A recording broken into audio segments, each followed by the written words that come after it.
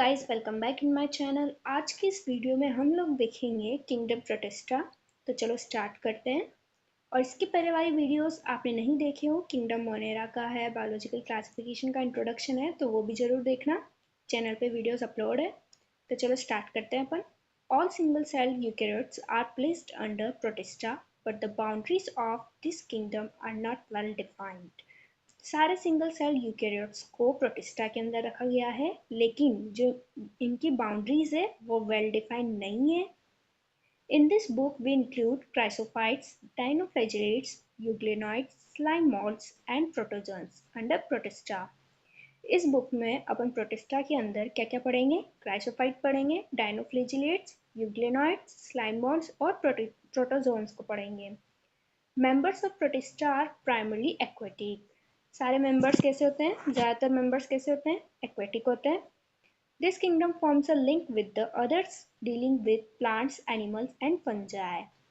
Plants, animal और fungi के साथ ये जो किंगडम है, मतलब प्रोटिस्टा है, एक लिंक फॉर्म करते हैं इनके साथ।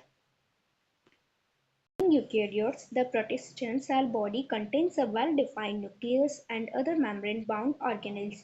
यूकेरियोट्स होने के कारण जो प्रोटिस्टियन की सेल बॉडी है, इनके पास वेल डिफाइंड न्यूक्लियस है और दूसरे मेम्ब्रेन बाउंड ऑर्गेनेल्स भी है। सम है फ्लैजिला और सीलिया। किसी के पास फ्लैजिला है तो किसी के पास सीलिया है। Protists reproduce asexually and sexually by a process involving cell fusion and zygote formation. Protist दोनों टाइप से रिप्रोड्यूस हो सकते हैं, असेक्सुअली और सेक्सुअली, दोनों टाइप से। किसके थ्रू? कौन सी प्रोसेस के थ्रू? बाय सेल फ्यूजन और जाइगोट फॉर्मेशन के थ्रू। अपन देखते हैं chrysophytes. This group includes diatoms, golden algae. इस ग्रुप के अंदर अपन क्या पढ़ेंगे? डायटम और गोल्डन एल्गी को पढ़ेंगे। They are found in fresh water as well as in marine environment. ये कहाँ पर मिलते हैं? फ्रेश वाटर में और मैराइन एनवायरनमेंट में मिलते हैं। They are microscopic and float passively in water currents. ये बहुत ही छोटे रहते हैं और वाटर करंट्स में फ्लोट करते रहते हैं, बहते हुए पानी में। Most of them are photosynthetic. ज़्यादातर क्या है? ये photosynthetic होते हैं। In diatoms, the cell wall form two thin overlapping shells which fit together as in a soft box. तो डायटम्स की जो सेल वॉल्स है वो एक के ऊपर एक रहती है। मतलब कि आपने जो सॉप देखा होगा, सॉप बॉक्स देखा होगा, उसमें जो नीचे वाला बॉक्स है उसके ऊपर ही दूसरा ऊपर क्लोज करने वाला बॉक्स रहता है, उसी टाइप से इनकी सेल वॉल्स एक के ऊपर एक रहती है। The walls are embedded with silica and thus the walls are indestructible. इन वॉल्स के ऊपर क्या एम्बेडेड रहता है? सिलिका, यानी सिलिका इकट्ठी हो जाती है इन वॉल्स के ऊपर। इसी कारण ये वॉल्स इंडेस्ट्रक्टिबल है, यानी तोड़ नहीं सकते अपन। These diatoms have left behind large amount of cell wall deposit in their habitat. Their accumulation over billions of years is referred to as diatomaceous earth.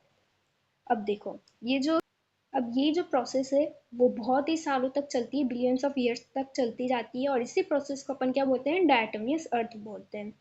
Being gritty, this soil is used in polishing, filtration of oils and syrup. रेतीली होने के कारण ये मिट्टी कहाँ कहाँ पर काम आती है? पॉलिशिंग करने में, फिल्ट्रेशन ऑफ ऑयल्स में और सिरप्स बनाने में काम आती है। Diatoms are the chief producers in the ocean. Diatoms को क्या बोला जाता है? डायटम्स को क्या बोला जाता है? चीफ प्रोड्यूसर्स है ये ओशियंस के। फिर आता है dinoflagellates. This organism are mostly marine and photosynthetic. ये ऑर्गेनिज्म क्या है? ज़्यादातर मैराइन और फोटोसिंथेटिक है। They appear yellow, green, brown, blue और red depending on the main pigments present in their walls. ये किस किस कलर के हो सकते हैं? ये येलो, ग्रीन, ब्राउन, ब्लू और रेड कलर के हो सकते हैं। ये किस पर डिपेंड करता है? इनकी सेल्स पे डिपेंड करता है कि उनके अंदर कौन सा मेन पिगमेंट प्रेजेंट है। The cell wall has stiff cellulose plate on the outer surface. Cell wall के आउटर सरफेस पे सेलुलोज की प्लेट होती है। Most of them have two flagella, one lies longitudinally and the other transversely in a furrow between the wall plates. अब इनके पास दो flagella होता है, एक तो लॉन्गिट्यूडनली और एक ट्रांसवर्सली, दोनों वॉल प्लेट्स के बीच में। Very often red dinoflagellates, example Goniolox, undergo such rapid multiplication that they make the sea appear red.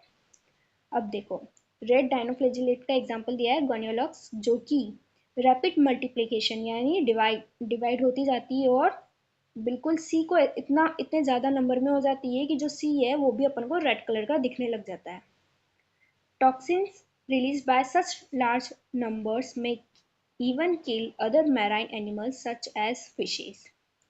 और ये क्या करती है, टॉक्सिन बहुत ज़्यादा रिलीज होता है, टॉक्सिन यानी कि जहर, जो कि दूसरे अदर मैराइन एनिमल्स को मार देता है, जैसे कि फिशेस वगैरह है वो सब मर जाते हैं। अगर वीडियो अच्छी लगी हो तो लाइक शेयर एंड सब्सक्राइब ज़रूर करना।